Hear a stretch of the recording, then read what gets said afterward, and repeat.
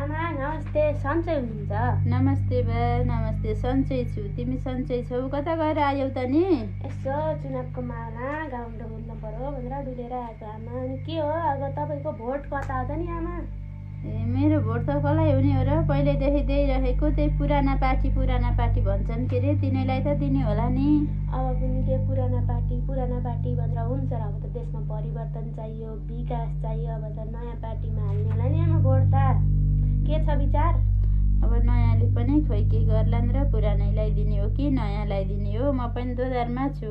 यत्रो 33-34 वर्ष पुरानाले केही गरेनन्, यसो 5 वर्ष त नयाँलाई दिएर हेर्ने हो कि आमा? अब दिन पर्ला, सबैले नयाँलाई देऊ भन्छन्, नयाँलाई त दिने होला नि। हो आमा हो, बल्ल तपाईँले बरु छिटै कुरो बुझ्नुभयो। अब यो लाउने, अब 22 गतेसम्म यो नखोल्ने आमा। अब भोट पनि यसैमा आमा। ल त नि, अब जसले जे भन्यो त्यही मान्छु म। अब की बार बालेन सरकार। के रे आमा?